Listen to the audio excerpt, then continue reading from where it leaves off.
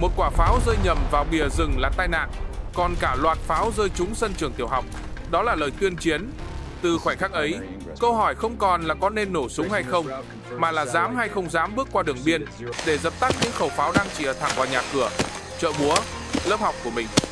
Video hôm nay sẽ theo dấu một chiến dịch đặc biệt, nơi bộ đội Việt Nam bắt tay với không quân và lực lượng đặc nhiệm Mỹ vượt biên giới, đánh thẳng vào pháo binh, kho xăng, sân bay dã chiến của đối phương dưới danh nghĩa phòng vệ.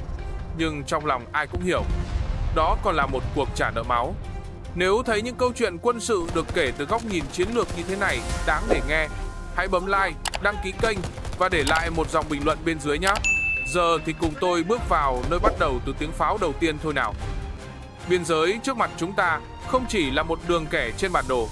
Với anh em lính trấn thủ, đó là nơi mỗi mét đất đều gắn với tiếng pháo và nỗi lo.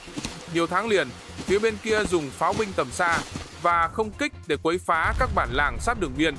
Ban đêm, tiếng nổ bất chợt làm rung cả núi, ánh chớp rạch qua mái tôn, cửa kính.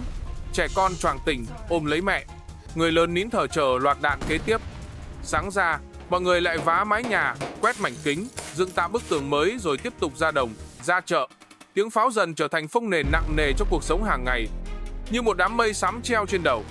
Đối phương không dừng lại, pháo binh của chúng được kéo sát hơn về phía đường biên, giấu trong hốc núi và hầm cố. Chúng bắn chớp nhoáng rồi thu pháo, rút sâu vào trong, khiến việc trấn áp từ xa của ta gần như bất lực. Các làng bản trong tầm bắn thuộc lòng tiếng còi báo động lúc nửa đêm hoặc tờ mờ sáng. Chỉ cần còi vang lên, cả nhà lập tức lao xuống hầm, vừa chạy vừa ngoái lại nhìn mái nhà của mình. Không ai biết sau khi trở lên còn gì đứng vững. Nỗi lo ấy âm ỉ ngày này qua ngày khác, khoét vào tinh thần của người dân bám vào đường biên. Một buổi sáng nhiều mây, pháo địch lại bắt đầu. Lúc đầu, mọi người nghĩ đó chỉ là một loạt bắn quấy phá như bao lần trước, nhưng đạn không dừng ngoài bìa rừng mà dồn dập trút xuống khu trung tâm xã. Những tiếng nổ nối nhau xé toạc dãy nhà cấp 4, hất tung mái tôn, cột điện, xe máy, khói bụi phủ kín con đường đất dẫn vào chợ. Trong vùng trúng pháo hôm ấy có một trường tiểu học nhỏ sát đường cái. Phụ huynh vừa gửi con đứng vội trò chuyện ở cổng. Loạt đạn cuối rơi thẳng vào sân trường, quét ngang dãy phòng học. Mỗi tiếng nổ bên kia đường biên là thêm một mái nhà bên này sập xuống. Sáng hôm đó không chỉ mái nhà, mà cả tuổi thơ của đứa trẻ cũng vỡ vụn theo những bức tường gạch. Tin về vụ pháo kích được chuyển gấp về sở chỉ huy tuyến sau. Trên màn hình lớn, bản đồ khu vực biên giới hiện lên với những dấu đỏ đánh dấu điểm cháy, điểm trúng đạn. Các bản tin nhanh lần lượt báo về số người chết và bị thương, trong đó có nhiều trẻ em, giáo viên, nhân viên y tế. Trung tá Minh, chỉ huy một lữ đoàn bộ binh cơ giới ở hướng này, đứng lặng trước màn hình. Trong danh sách nạn nhân, anh nhận ra tên một cô giáo trẻ, em họ Sa, vừa xin lên vùng biên dạy học chưa lâu. Hình ảnh ngôi trường nhỏ bị phá hiện lên. Mình biết từ hôm nay, các đợt pháo kích đã bước sang mức hủy diệt, có chú ý, nhắm thẳng vào đời sống dân thường. Buổi họp khẩn được mở trong đêm. Trên bàn là bản đồ địa hình chi tiết, với vị trí các trận địa pháo, các kho hậu cần, các sân bay dã chiến nằm sâu phía bên kia. Hỏa lực mặt đất của ta chỉ có thể phản pháo hạn chế, không với tới những mục tiêu đó. Trong bối cảnh ấy, phía Mỹ đưa ra đề nghị hỗ trợ. Họ cung cấp thông tin trinh sát, ảnh vệ tinh, dữ liệu về trận địa pháo và kho hậu cần sát đường biên. Những tấm ảnh cho thấy rõ từng khẩu pháo được ngụy trang, từng bãi chứa nhiên liệu ẩn dưới tán rừng, từng đường băng dã chiến chỉ cách lãnh thổ chúng ta vài chục cây số. Theo tính toán, nếu có một chiến dịch giới hạn, phối hợp chặt chẽ giữa không kích chế áp phòng không, đổ bộ đường không và đặc công đánh sâu, hệ thống hỏa lực sát biên của đối phương có thể bị đánh tê liệt trong một khoảng thời gian đủ dài để bảo vệ dân thường. Nhưng để làm được điều đó, chúng ta phải bước qua đường biên. Những người ngồi quanh bàn họp hiểu rất rõ, một khi chiến dịch bắt đầu, câu chuyện bảo vệ biên giới sẽ không còn là chuyện đứng yên chịu đạn nữa, mà là chủ động tìm đến tận nơi, xuất phát những loạt pháo đã gieo quá nhiều đau thương cho dân mình. Sau vụ pháo kích vào trường học, câu chuyện lập liên quân không còn là giả thuyết trong báo cáo nữa. Nó bước thẳng vào các phòng họp dã chiến, nơi bản đồ biên giới trải kín mặt bàn, nơi mỗi dấu chấm đỏ tượng trưng cho một điểm đã trúng đạn. Anh em không còn bàn chuyện chịu đựng, mà nói về chuyện phải đánh thẳng vào nơi xuất phát những loạt pháo. Muốn làm được điều đó, chúng ta cần tới những thứ mình chưa có, từ trinh sát tầm xa cho tới khả năng đánh nhanh, đánh sâu sau đường biên. Trong một căn nhà cấp 4 được cải tạo thành sở chỉ huy tạm, ánh đèn vàng chiếu xuống những gương mặt nhiều đêm mất ngủ.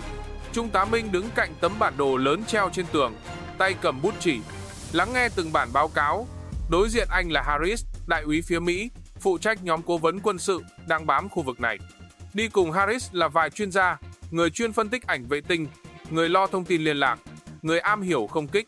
Họ ngồi quanh một chiếc bàn gỗ đơn giản, nhưng những gì bàn ở đó có thể quyết định số phận cả một dải biên giới. Cuộc họp mở đầu bằng số liệu. Bao nhiêu quả đạn pháo đã bắn sang trong một tháng gần đây? Bao nhiêu điểm nghi là trận địa? Bao nhiêu kho nhiên liệu và sân bay dã chiến nằm sát đường biên? Harris lần lượt trình chiếu ảnh chỉ rõ từng cụm pháo giấu trong hốc núi, từng bãi xe tiếp đạn, từng kho xăng ngụy trang dưới tán rừng. Sau phần trình bày, anh đề xuất lập một trung tâm chỉ huy hỗn hợp, nơi mọi nguồn tin trinh sát sẽ được gom lại, phân tích, rồi chuyển thành mệnh lệnh cho từng đơn vị trên chiến trường. Minh nghe chăm chú, nhưng không nói nhiều. Anh gạch những vòng tròn quanh các mục tiêu, đối chiếu với báo cáo trinh sát của đơn vị mình. Với anh, đó không chỉ là ký hiệu trên bản đồ, mà là nơi đạn pháo đã bay qua đầu người dân. Anh hiểu rõ, nếu chỉ đứng bên này biên giới mà phản pháo, chúng ta luôn chậm một bước. Nhưng anh cũng biết, khi bắt tay với Mỹ, chiến dịch sẽ mang theo những ràng buộc mà anh em ngoài tuyến lửa chưa chắc đã thấy thoải mái. Lực lượng phía Việt Nam được phân công cụ thể. Lữ đoàn bộ binh cơ giới của Minh giữ vai trò nòng cốt trên mặt đất, chốt giữ các trận địa pháo đã chiếm, giữ vững đầu cầu cho những đợt tiến công tiếp theo. Một tiểu đoàn đặc công tinh nhuệ nhận nhiệm vụ luồn sâu, đánh vào kho xăng, kho đạn, sở chỉ huy. Những nơi nếu phá hủy được sẽ làm tê liệt cả cụm hỏa lực. Pháo binh và pháo phản lực của ta đứng bên này đường biên, vừa đánh chặn phản kích, vừa sẵn sàng chi viện cho lực lượng đã vượt sang phía bên kia. Mỗi lực lượng có một mũi nhọn riêng, nhưng tất cả phải bám vào cùng một kế hoạch chung. Phía Mỹ đưa vào chiến dịch một phi đội trực thăng vũ trang, một số máy bay tiêm kích bom và một đơn vị đặc nhiệm nhỏ. Họ không nhiều quân, nhưng từng tổ đều được huấn luyện bài bản cho kiểu tác chiến hiện đại. Trong danh sách phi công có Lisa, nữ phi công đã bay qua nhiều vùng chiến sự. Nhiệm vụ của họ là mở đường trên không, chế áp các ổ phòng không, đưa quân đổ bộ tới đúng vị trí và kéo người bị thương ra khi tình huống xấu xảy ra. Họ vừa là mũi nhọn, vừa là sợi dây cứu sinh cho lực lượng dưới đất. Ngoài bãi đáp, giữa những dãy trực thăng đang được kiểm tra, lính hai bên bắt đầu gặp nhau thường xuyên hơn. Một nhóm lính Việt dừng lại nhìn chiếc trực thăng tấn công với tháp pháo trước mũi, dàn tên lửa hai bên cánh. Một người khẽ đùa, đồ chơi nhà giàu nó khác thật anh em hả? Bên kia, mấy lính Mỹ quan sát dàn súng bộ binh và vài khẩu pháo cũ của ta. Một người nhún vai nói nhỏ, mấy thứ này ở nơi khác chắc nằm trong bảo tàng. Vậy mà ở đây, tụi họ vẫn đánh tới giờ. Những câu nói nửa đùa nửa thật giúp không khí bớt nặng nề, nhưng sau nụ cười là cái nhìn vẫn còn dè chừng. Trong các phiên họp tiếp theo, sĩ quan hai bên ngồi sát nhau hơn, cùng nhìn vào một màn hình, cùng nghe chung một mạng liên lạc. Trung tâm chỉ huy hỗn hợp được phác thảo đặt tại một căn cứ tiền phương, đủ an toàn nhưng vẫn gần biên. Từ đây, các mũi tiến công sẽ được điều phối, từ giờ cất cánh của trực thăng cho tới thời điểm nổ súng của bộ binh dưới đất. Mũi đổ bộ đường không khóa chặt trận địa pháo, mũi đặc công đánh sâu, phá kho tàng, cắt đầu não chỉ huy. Trên cao, không quân giữ bầu trời sạch khỏi phòng không đối phương, mở đường cho các lực lượng khác. Đêm trên dãy núi sát biên giới trông yên ả nhưng luôn căng như dây kéo. Không có ánh đèn phố, chỉ có ánh sao lẫn trong mây và hơi lạnh từ sườn đá thổi xuống. Trong vùng tối đó, vài bóng người áo sẫm đang bò sát mặt đất, tay bám từng rễ cây, từng mỏm đá, mắt không rời khoảng không phía trước. Đó là các tổ trinh sát tuyến trước, những người phải đi trước mọi mũi tiến quân, mở đường cho cả chiến dịch. Dũng, thiếu úy đặc công trẻ, nằm sau một tảng đá vỡ nhìn xuống khu kho xăng dã chiến của đối phương. Anh nâng ống nhòm hồng ngoại lên, chỉnh khẽ, rồi hạ xuống ghi vài dòng vào sổ tay bìa cứng. Dưới chân núi, ánh đèn vàng từ mấy dãy nhà tôn hắt lên những bồn chứa lớn, vạch rõ đường xe ra vào trên nền đất ướt. Xe chở nhiên liệu thường vào trước rạng sáng, đúng lúc sương và mây che tầm quan sát từ xa. Để nắm được quy luật đó, tổ của Dũng đã bám nơi này nhiều đêm liền. Trong tai nghe, giọng trầm của trung úy trinh sát vang đều, ngắn và rõ. Khoảng cách tới đường xe chạy, vị trí dự kiến đặt thiết bị theo dõi, hướng rút lui, từng ý được nhắc lại. Dũng trả lời bình tĩnh, rồi ra hiệu cho hai chiến sĩ phía sau men sang bên trái. Họ sẽ gai các mắt ghi hình nhỏ dọc đường vào kho, nối với nhau thành một vòng theo dõi kín. Từ vài thiết bị ít ỏi, cả bức tranh hoạt động của căn cứ sẽ hiện ra. Anh em có thể hỏi, vì sao phải bò sát đất từng mét như vậy, trong khi trên bầu trời đã có khí tài điều khiển từ xa hỗ trợ? Lý do khá rõ ràng, đối phương không đứng yên chờ ta quan sát. Chúng thay đổi tuyến đường, tắt bớt đèn, dựng thêm bạt ngụy trang để che các vị trí quan trọng. Camera trên cao cho ta cái nhìn rộng. nhưng chỉ người áp sát mới nghe được tiếng động cơ nổ chậm, ngửi được mùi khói dầu còn mới quanh bãi xe. Không chỉ có tổ của Dũng, dọc sống núi và trong các khe rừng, nhiều tổ khác cũng đang bám từng mục tiêu. Có tổ ghi lại thời gian pháo lộ nòng, có tổ quan sát bãi trực thăng dã chiến, có tổ theo dõi đường chở đạn. Mỗi tổ chỉ vài người, mang rất nhẹ, nhưng phần lớn thông tin cho cả chiến dịch xuất phát từ những bước chân đó. Họ rời chốt khi trời chưa tối hẳn, nấp trong các hõm đá, lùm cây, chờ tiếng máy nổ bên kia vang đều hơn. Một buổi chiều nhiều mây, một tổ được lệnh áp sát trận địa pháo chủ lực. Họ bò ngang qua bãi cỏ lộn nhốn đá, lách qua gốc cây đổ, rồi nằm lại trên gò đất cao cách các nòng pháo vài trăm mét. Từ đây, họ nhìn rõ từng khẩu pháo hướng về biên giới, từng thùng đạn xếp đều dưới tấm bạt kéo sẵn. Mỗi khi có lệnh, lính pháo chạy từ hầm trú, kéo bạt, tiếp đạn, xoay nòng. Sau mỗi loạt bắn, mọi thứ lại được che kín như cũ. Trong lúc họ bám sát như vậy, trên cao hơn, các máy bay điều khiển từ xa của phía Mỹ bay theo tuyến đã định. Camera của chúng lia dọc sườn núi, đánh dấu vùng có nền nhiệt khác thường, nơi có động cơ, máy phát, kho chứa. Dữ liệu gửi về trung tâm được so sánh với ghi chép của trinh sát dưới đất. Trên bản đồ, từng ký hiệu xuất hiện, dần tạo thành mạng lưới mục tiêu dày đặc quanh dải biên giới. Mỗi điểm trên đó đều gắn với bước chân thật ngoài thực địa. Sự cố đầu tiên đến trong một đêm tưởng như bình thường. Một đội tuần tra của đối phương bất ngờ đổi tuyến, rẽ ngang lên sườn dốc, nơi một tổ trinh sát vừa rời vị trí không lâu. Một dấu chân còn sâu trên bờ đất, một cọng cỏ bị đè sát mặt, đủ khiến người lính dày dạn phía bên kia dừng lại. Đèn pin quay ngược, lia về phía bụi cây nơi chiến sĩ đi sau cùng đang trườn qua. Ngón tay siết chặt vào cò súng. Loạt đạn bắn thăm dò rạch dọc triền dốc, va vào đá tóe ra các tia lửa nhỏ. Tổ trinh sát buộc phải tách nhau, lùi sâu, vòng theo hai hướng khác nhau để cắt đuôi đội tuần tra. Trong tai nghe, tiếng gọi nhau ngắn lại, cách quang hơn, xen tiếng thở gấp và tiếng lá khô lạo xạo. Một người không trả lời nữa, dù được gọi liên tiếp, chỉ tới khi vượt qua các mốc bí mật sát biên giới, những người còn lại mới báo cáo đầy đủ về sở chỉ huy. Những ngày sau, đối phương tăng cường kiểm soát khu vực vừa lộ dấu vết. Chúng đặt thêm chốt gác cho chó chiến đấu đi cùng đội tuần tra, đổi giờ cơ động pháo. Mỗi lần như vậy, kế hoạch trinh sát lại phải sửa. Tổ này rút về, tổ khác thay hướng. Nhưng các bước chân vẫn đều đặn, hướng sang bên kia. Ngay tới đây, anh em có thể thấy, việc trinh sát kéo dài không phải dấu hiệu của sự do dự. Đó là cách duy nhất để khi chiến dịch bắt đầu, mỗi quả đạn bay đi đều có địa chỉ rõ ràng. Mỗi mét đất mà trinh sát bỏ qua hôm nay, sau này sẽ thành lối vào của đặc công, bãi đáp của trực thăng, hay khu vực pháo binh tập trung hỏa lực. Họ chưa biết, trong những bước chân đặt sát đường biên đêm này, sẽ có bước chân không bao giờ quay về. Nhưng chính những bước chân đó đang lặng lẽ mở đường cho toàn bộ chiến dịch phía sau, tạo nền cho ngày mà liên quân buộc phải bước hẳn qua đường biên để trả lời những loạt pháo đã gieo quá nhiều mất mát. Đêm xuất kích, căn cứ dã chiến phủ ánh vàng mờ từ những dãy nhà bạt trên nền đất. Ngoài bãi đáp, hàng trực thăng sơn đen xếp thành hai dãy, mũi hướng về phía dãy núi sát biên. Kỹ thuật viên chạy dọc đường băng, soi đèn lên cánh quạt, nghe tiếng trục quay, giơ tay báo hiệu ổn, tiếng máy thử nổ chậm, tiếng người gọi nhau ngắn, tiếng vũ khí chạm vào sàn kim loại, hòa vào nhau. Đêm đó, mọi chuyển động đều hướng về một phía bên kia đường biên. Trong phòng chỉ huy cạnh bãi đáp, Minh và Harris đứng bên tấm bản đồ lớn. Tuyến bay sang bên kia được vẽ bằng một đường cong liền, vòng tránh các ổ phòng không đã lộ, bám theo sườn núi để giảm khả năng bị radar bắt. Mũi đổ bộ đường không sẽ đánh chiếm các trận địa pháo sát biên, mở đầu cho chiến dịch. Sĩ quan tác chiến đọc lại giờ cất cánh, giờ chạm đất, các tần số dự phòng. Minh gật đầu, rồi dừng mắt ở vạch mỏng, đánh dấu đường biên, cảm nhận rõ bước ngoặt.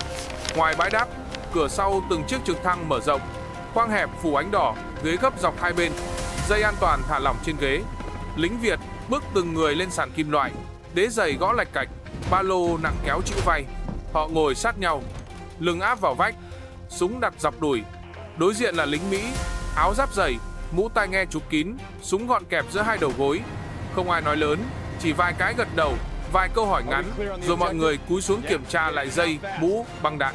Trong buồng lái chiếc đi đầu, Lisa kéo dây đai siết người vào ghế, tay già nhanh qua bảng điều khiển, cánh quạt tăng tốc, gió tạt vào thân máy bay, cuốn bụi trên bãi đáp thành dải mù trắng.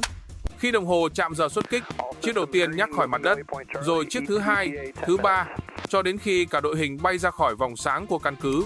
Trực thăng xoay hướng, tăng dần độ cao, chuyển sang bay ngang. Từ xa, chúng giống hàng đốm sáng trôi chậm trên nền trời tối. Trong khoang, Ánh đèn đỏ làm khuôn mặt ai nấy thêm căng. Dũng ngồi gần cửa, tay đặt trên báng súng, mắt dán vào khe nhỏ nhìn xuống. Bên dưới là những vệt sáng lẫn trong bóng tối. Làng xóm sát biên, con đường gia đình anh vẫn đi qua mỗi ngày. Mỗi phút trôi qua kéo đội hình gần thêm tới đường biên. Giọng phi công phụ vang trên hệ thống nội bộ, ngắn và rõ. Còn vài phút nữa là tới đường biên. Tất cả kiểm tra lại vũ khí, trang bị, giữ yên lặng trong tiếng rô tô. Khi đội hình vượt qua dãy núi thấp cuối cùng, Harris từ chiếc đi đầu báo về sở chỉ huy, mũi đổ bộ, đã tiến vào vùng mục tiêu. Mình đứng trước màn hình hiển thị tuyến bay, nghe tiếng rô tô vọng lại qua đường truyền. Anh trả lời ngắn: giữ vững đội hình, rồi lùi lại một bước, mắt vẫn dõi theo những dấu sáng trôi sâu vào phía bên kia. Bầu trời phía trước tối hẳn, không còn ánh sáng hắt lên từ bản làng phía sau. Từ lúc này, mọi thứ dưới chân họ là đất đối phương. Loạt đạn phòng không đầu tiên vọt lên khi không ai kịp báo trước. Từ một triền dốc sẫm màu, những vệt lửa dựng thẳng lên trời. Một quả đạn bay lên, 2 quả, 3 quả. Phi công kéo gấp cần lái, cho trực thăng nghiêng mạnh, đội hình tách nhẹ sang hai bên. Đạn vạch đường lao ngang trước mũi, quét sát đuôi, bám theo những chiếc đang cố giữ khoảng cách. Xạ thủ bên hông mở hé cửa, nã từng loạt đạn về phía các ổ súng máy dưới đất, ép đối phương cúi đầu trong khoảnh khắc. Tín hiệu từ đơn vị trinh sát dưới đất bắn lên, một vệt sáng cong trên nền trời rồi tắt, báo khu vực bài đáp. Họ giảm tốc, hạ dần độ cao, tiếng rô tô đổi nhịp, gió quạt vào tán cây dưới chân. Từ đây, họ vẫn trong tầm bắn nhưng không thể quay lại. Càng trực thăng chạm đất, thân máy bay rung, cửa sau mở, gió nóng bụi đất ập vào mặt. Lính Việt, lính Mỹ nhảy xuống, tản sang hai bên, chiếm vị trí đã phân công, dựng một đầu cầu sát trận địa pháo. Sau đêm trực thăng đổ quân, các mũi đặc công rời vùng đầu cầu, bắt đầu hành quân sâu vào phía sau tuyến pháo binh đối phương. Rừng núi phía trước tối đặc, chỉ có một dải mây bạc treo lơ lửng trên đỉnh. Các tổ chia nhỏ, mỗi tổ 3-4 người, bám theo khe suối cạn, triền đá, lẩn trong những khoảng trũng giữa các chốt gác. Tiếng pháo xa dần tắt, thay bằng tiếng côn trùng, tiếng lá khô vỡ rất khẽ dưới những bước chân được đặt cẩn thận từng nhịp. Dũng đi đầu một tổ, ba lô gọn trên lưng, súng buộc chéo ngang ngực, dao găm sát đùi. Gặp hàng rào dây thép đầu tiên, anh nằm rạp xuống, rút kìm cắt. Hai tay siết chặt cán kìm, anh bóp chậm để sợi dây đứt mà không bật mạnh. Mỗi tiếng sột soạt, cả tổ lập tức ép người thấp hơn. Cắt đủ một khoảng, anh luồn tay kéo dây sang hai bên, tạo lối nhỏ. Từng người trườn qua, ba lô ép sát lưng, thân người dính vào đất ẩm, hạn chế tối đa dấu vết. Qua hàng rào là bãi đất trống dần về phía kho nhiên liệu dã chiến. Mùi xăng dầu theo gió thổi tới, hắc và nặng. Ánh đèn từ vài cột đèn thấp quét qua những bồn chứa cao, tạo vệt sáng loang lổ trên mặt kim loại. Dũng giơ tay ra hiệu dừng lại, chờ quầng sáng lướt qua, rồi cả tổ bò nhanh qua vùng tối. Tay trống xuống lớp đất lạnh, không ai nói, chỉ thở ngắn, đều, giữ nhịp theo người đi trước, như một dòng chảy thấp sát mặt đất. Tới mép một con mương cạn, tiếng giày lính địch vang lên từ bên phải. Cả tổ trượt xuống đáy mương, lưng ép vào thành đất. Tiếng bước chân đều và nặng, tiếng vũ khí chạm vào dây đai kêu rất nhỏ. Ánh đèn pin từ trên bờ lia một vòng, dừng lại trên vệt nước đọng dưới đáy mương, rồi rời đi. Trong khoảnh khắc đó, Dũng cảm nhận rõ nhịp tim mình, nghe tiếng thở cố nén của đồng đội. Chỉ cần một tiếng động mạnh, cả tổ có thể lộ giữa khoảng trống, nơi không có gì che ngoài bóng tối. Kế hoạch đêm nay là cài thuốc nổ vào các bồn xăng và trạm bơm, đồng thời đánh dấu khu vực cho không quân tránh ném nhầm. Từ thông tin trinh sát, họ đã biết sơ bộ vị trí, nhưng vào sâu thế này, mọi đường đi lối lại đều phải tự kiểm tra. Sai một điểm đặt, kho có thể chỉ hỏng một phần. Sai một lối rút, cả tổ có thể kẹt giữa vòng vây khi chưa kịp rời khỏi khu vực. Gần khu bồn chứa, họ nghe những âm thanh khác hẳn. Không phải tiếng xe, cũng không giống tiếng giày lính. Đó là tiếng dép lê, tiếng ho, tiếng nói nhỏ xen, tiếng quát dồn dập.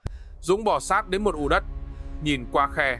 Dưới ánh đèn vàng, vài người mặc áo nâu, vai gầy gò, đang vác từng thùng hàng từ xe xuống. Bên cạnh là lính canh cầm súng, đi lại thúc giục. Đối phương đã lùa dân từ các bản gần đó vào làm quân vác, bốc xếp đạn và nhiên liệu cho chính những trận địa pháo đang chĩa nòng về phía biên giới. Trong khoảnh khắc, hình ảnh ngôi trường bên kia, đường biên sau trận pháo hiện lên trong đầu. Tường vỡ, bàn ghế nát, mùi khói vôi trộn vào bụi gạch. Dũng đã từng đứng giữa đống gạch đó, nhìn vệt máu loang trên nền và tự hứa sang đến đất này anh sẽ đánh cho tới cùng. Bây giờ, khoảng cách giữa anh và những người bị bắt lao động kia chỉ còn vài chục mét. Một loạt đạn có thể hạ gục đội lính áp tải, nhưng cũng có thể xé vào những tấm lưng đang còng xuống dưới thùng hàng. Những người chẳng hề biết vì sao mình bị đưa tới đây. Anh kéo hai đồng đội sát lại, thì thầm từng câu ngắn. Không được nổ súng nếu chưa có lệnh. Họ gật đầu, rồi cả tổ dịch lùi, vòng rộng sang trái, tránh xa khu dân công. Quãng đường tới cụm bồn vì thế dài hơn, nguy cơ bị phát hiện cũng cao hơn. Nhưng Dũng chấp nhận, nợ máu anh muốn trả là với những khẩu pháo đã bắn vào làng xóm của mình, không phải với những người đang bị lùa đi vác hàng trong đêm. Tới sát cụm bồn xăng, tổ chia thành hai nhóm. Nhóm của Dũng áp sát đáy các bồn lớn, gỡ tấm tre, gài thuốc nổ theo đúng mạch đã tập luyện. Mỗi khối thuốc được cố định chắc, dây kích nổ bó gọn áp sát thành kim loại. Nhóm còn lại len vào khu nhà bơm, đếm từng đường ống, chọn điểm đặt lượng nổ để khi kích hoạt sẽ cắt toàn bộ mạch cấp nhiên liệu cho pháo binh. Họ làm việc trong bóng tối, không thừa động tác, không dư lời. Rạng sáng, khi màn đêm chưa tan hết khỏi dãy núi sát biên giới, pháo đối phương bắt đầu trả đũa. Những khẩu pháo còn lại được kéo lên các triển dốc mới, bắn dồn vào các khu vực nghi là nơi trực thăng đã đáp, nơi bộ binh liên quân đang giữ trận địa pháo vừa chiếm được. Đất đá bị xới tung, cây rừng đổ gãy, lính đang đào hố cá nhân phải nằm sát xuống, bám vào bất cứ thứ gì còn chắc dưới tay. Ở một trận địa vừa chiếm được, đất còn bốc khói sau trận đánh đêm trước, pháo địch dồn dập trút xuống, hố cá nhân biến thành hố pháo rộng hơn, bao cát vỡ tung, mảnh đạn găm vào thân cây, vào vách đất. Mỗi đợt nổ, mặt đất nảy lên, tiếng la lan trên tuyến phòng ngự. Người mang đạn giữ đầu thêm vài phút, rồi cũng phải bỏ dở khi cối nổ sát hầm. Mau, Đạt, Khoi. Tiếng la hét lan trong tiếng trực thăng gào rú. Trực thăng y tế cố gắng bay vào để đưa thương binh ra. Vừa hạ độ cao đã vấp ngay lưới đạn phòng không. Những vệt lửa dựng thẳng lên bầu trời xám. Một quả trúng gần đuôi, thân máy bay rung mạnh, khói đen phụt ra. Nó cố gắng quay đầu nhưng không kịp. Từ dưới hầm, nhiều cặp mắt nhìn theo, thấy chiếc trực thăng trao đi, rồi lao vào sườn núi phía xa trong một quầng lửa. Tin chiếc trực thăng cấp cứu bị bắn rơi được báo về trung tâm chỉ huy hỗn hợp. Mình đứng sát bản đồ, tay nắm chặt cạnh bàn. Harris nghe báo cáo từ tổ bay còn lại, mặt sạm hẳn xuống. Họ không phải lần đầu thấy máy bay rơi, nhưng đây là chiếc đang cố lao vào vùng lửa để nhặt người của chính họ.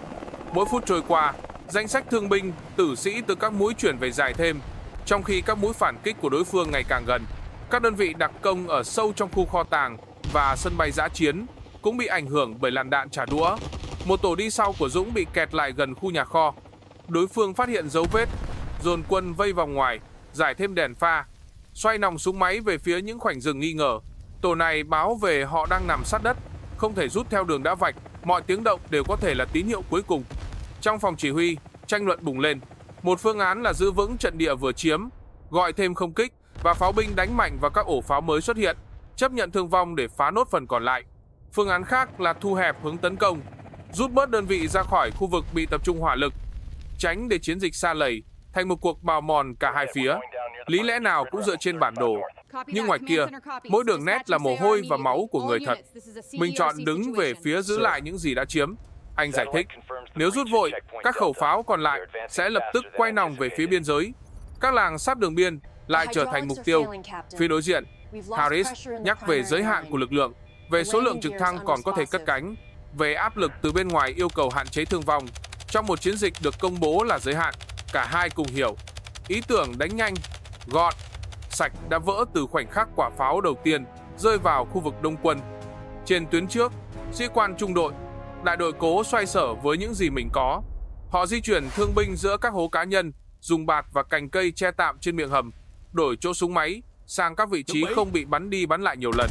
Cứ vài phút, lại có người gục xuống vì mảnh đạn, vì mệt, vì thiếu ngủ. Rồi lại có người khác chen lên giữ vị trí. Đạn dự trữ vơi dần, nước uống phải chia nhau từng ngụm. Giữa hỗn loạn, những câu hỏi bắt đầu xuất hiện trong đầu anh em. Liệu các kho xăng vừa đánh sập, các bãi trực thăng vừa phá hủy, có đủ để chặn lại pháo địch? Liệu những gì họ đang giữ, những ụ pháo cũ của đối phương giờ đã biến thành chốt của chính mình, có thật sự đáng để đổi bằng số người ngã xuống đang tăng từng giờ? Ý nghĩ đó không được nói ra to, nhưng có trong mắt nhiều người khi họ nhìn sang hầm bên cạnh, nơi người bạn vừa được khiêng đi trên cáng tạm. Chiến dịch vẫn tiếp tục tiến lên, nhưng cảm giác về một trận đánh được tính toán gọn gàng đã mất.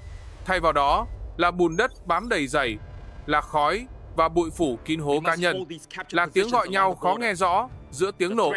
Phía sau, trong phòng chỉ huy sáng đèn cả ngày lẫn đêm, bản đồ được đánh dấu thêm những vùng nguy hiểm mới. Phía trước, ở những mép rừng, triền núi, anh em vẫn bám chốt. Không ai muốn nghĩ tới chuyện rút lui, nhưng cũng không còn ai tin đây là một trận đánh có thể kết thúc mà không phải trả thêm một cái giá nữa. Tin trinh sát từ tuyến trước báo về trung tâm chỉ huy. Một căn cứ pháo binh chủ lực và sân bay dã chiến cạnh đó vẫn còn giữ được khả năng chiến đấu. Phần lớn những loạt pháo bắn sang biên giới thời gian qua xuất phát từ đây. Nếu không đánh gục cụm mục tiêu này, mọi nỗ lực trước đó chỉ là chắp vá. Trong phòng chỉ huy, bản đồ trải rộng trên bàn. Minh nhìn những vòng tròn đỏ vây quanh căn cứ cuối cùng, rồi quyết định tung nốt lực lượng còn lại vào một đòn đánh tổng lực. Bộ binh cơ giới áp sát từ hướng địa hình thấp, dùng hỏa lực thẳng chặn đường viện binh. Đặc công dẫn đường cho từng mũi tiến công, chỉ rõ từng hầm pháo, từng kho đạn, từng đoạn đường băng phải phá hủy. Trên không, không quân chuẩn bị đợt đánh chế ép phòng không, mở lối cho trực thăng bay thấp hỗ trợ bộ binh. Trên tuyến xuất phát, anh em đứng cạnh nhau, người cài lại quai mũ, người kéo dây ba lô, người chia nhau những ngụm nước cuối. Dũng đứng giữa trung đội đặc công, mắt hướng lên dãy núi nơi căn cứ địch nấp phía sau. Anh nhớ lại những đêm trinh sát, nhớ vị trí kho xăng, kho đạn, trận địa pháo được đánh dấu trên bản đồ. Lần này không còn là len lỏi cắt rào trong bóng tối nữa. Lần này là xông thẳng vào nơi đã bắn sang làng xóm của mình. Khi pháo ta bắt đầu bắn chuẩn bị, mặt đất rung nhẹ. Các mũi bộ binh chuyển đội hình, từ hành tiến sang xung phong, bám vào từng mô đất, từng gốc cây, vừa chạy vừa bắn chế áp. Phía trước, hỏa lực địch đáp trả dày đặc. Đạn cối, đạn pháo rơi xuống các sườn dốc, cắt ngang đội hình, để lại những khoảng trống không còn người. Nhiều chiến sĩ ngã xuống ngay trên tuyến xuất phát. Bụi đất còn bám trên vai, chưa kịp nhìn thấy hàng rào căn cứ. Trên trời, máy bay cường kích lao vào, thả loạt bom và đạn dẫn đường xuống các ổ phòng không đã được trinh sát đánh dấu. Cột khói bốc lên từ những điểm bị đánh trúng. Tuy vậy, không phải khẩu đội nào cũng bị diệt. Nhiều khẩu phòng không kịp xoay nòng, bắn quét vào khoảng không nơi trực thăng yểm trợ đang cố giữ độ cao. Một chiếc bị trúng mảnh đạn, phải quay đầu. Khi còn chưa kịp bắn hết hỏa lực, chiếc còn lại hạ thấp độ cao hơn, chấp nhận rủi ro để giữ lưới đạn trên đầu các mũi xung phong. Dũng và tổ của mình áp sát được vành ngoài căn cứ. Họ len qua những đoạn chiến hào, bỏ lại vội, vượt qua các khẩu pháo đã bị ta đánh hỏng, tiến dần vào khu pháo còn hoạt động. Tiếng nòng pháo nổ gần tới mức mỗi lần giật cò, mặt đất như bị nhấc lên. Dũng tranh thủ khoảng ngắt giữa hai loạt bắn để lao tới, đặt mạch nổ vào chân giá pháo, rồi trườn sang khẩu khác. Đồng đội anh chia hỏa lực, vừa bắn vừa ném lựu đạn vào các hố cá nhân dọc chiến hào. Ở một khẩu pháo đặt sát mép căn cứ, đường tiến tới bị chặn lại. Hỏa lực từ lô cốt bên cạnh quét ngang liên tục, không ai nhấc đầu lên nổi. Dũng ra hiệu cho hai người đi cùng vòng sang trái, đánh vào lô cốt, cắt họng súng đang chặn trước mặt. Anh bò ngược lại, ôm khối thuốc nổ lớn nhất còn lại. Khoảng trống giữa anh và khẩu pháo chỉ vài chục mét, nhưng đạn bắn tới tấp. Mỗi lần anh nhích người lên, đất đá lại tóe trước mặt, mảnh đạn sượt qua sát mũ. Đến sát chân khẩu pháo, Dũng ép người xuống, đặt khối thuốc nổ vào điểm đã chọn, tay siết chặt dây buộc. Một quả đạn rơi gần, sức ép hất anh vào thành đất, tai ù đi trong vài giây. Anh nhìn thấy nòng pháo đang hạ xuống, chuẩn bị bắn thêm một loạt về hướng biên giới. Anh nghĩ đến ngôi trường bị xóa khỏi bản đồ, đến những mái nhà sụp xuống sau mỗi tiếng nổ. Anh hiểu, để dừng tiếng gầm của khẩu pháo này, có thể phải đánh đổi bằng chính mạng sống của mình. Khối nổ được chỉnh hẹn giờ ngắn, Dũng cố lùi lại, nhưng đạn từ lô cốt lại quét tới, ép anh nằm sát chân khẩu pháo. Ở vòng ngoài, đồng đội chỉ kịp nghe một tiếng nổ lớn dội lên, thấy cột khói đen bốc cao, kéo theo chuỗi nổ dây chuyền từ kho đạn gần đó. Khẩu pháo chủ lực bị xé tung, u đất quanh nó bật lên. Lô cốt kề bên sụp theo trong đám khói và đất đá. Khi bụi đất lắng dần, các mũi bộ binh ảo lên, chiếm nốt phần căn cứ còn lại. Chiếu xuống, cờ hiệu của liên quân được cắm tạm trên một ụ đất cao. Giữa những nòng pháo bị bẻ cong và đường băng cháy sạm, căn cứ pháo binh chủ lực bị đánh sập. Sân bay dã chiến không còn khả năng hoạt động. Anh em đứng tựa vào nhau, áo quần lấm máu và bụi, nhìn về phía xa nơi biên giới nhòe trong sương. Họ biết từ sau trận đánh này, những loạt pháo hướng về làng xóm sẽ thưa đi. Và cũng biết, để có được điều đó, đã có những người sẽ không bao giờ trở lại. Sau khi căn cứ pháo binh chủ lực bị đánh sập, mặt trận bớt dần tiếng nổ. Khói cháy vẫn loang trên sườn núi, nhưng pháo bên kia không còn đủ sức, dồn sang phía biên giới như trước. Các đơn vị liên quân được lệnh thu quân, giữ vài chốt trong thời gian ngắn, rồi lần lượt rút khỏi phần đất đã vượt qua đường biên. Con đường rừng từng đón trực thăng và xe cơ giới này chỉ còn tiếng bước chân bộ binh quay về. Ba lô nhẹ hơn vì đạn dược đã dùng gần hết, nhưng hàng ngũ nặng xuống vì vắng nhiều khuôn mặt quen. Dọc đường rút, những điểm tập kết dựng vội, vừa để kiểm đếm quân số, vừa để chuyển thương binh về tuyến sau bằng bất cứ phương tiện nào còn chạy được. Gần mốc biên giới, một nhóm lính dừng lại, quay nhìn sang phía bên kia. Dãy núi xa phủ sương, chỉ còn vài vệt khói mỏng bay lên từ khu căn cứ đã biến thành khoảng đất cháy xám. Họ hiểu, phía dưới là những khẩu pháo từng chĩa nòng vào làng xóm mình, giờ cong vèo giữa đất đá, và cũng ở đó có đồng đội đã ngừng bước mãi mãi. Trong lán chỉ huy dã chiến, Minh trải bản danh sách đơn vị trên mặt bàn gỗ. Bên cạnh mỗi đại đội là con số thương vong, vài cái tên được khoanh riêng, ghi chú mất tích. Anh gấp tờ giấy lại.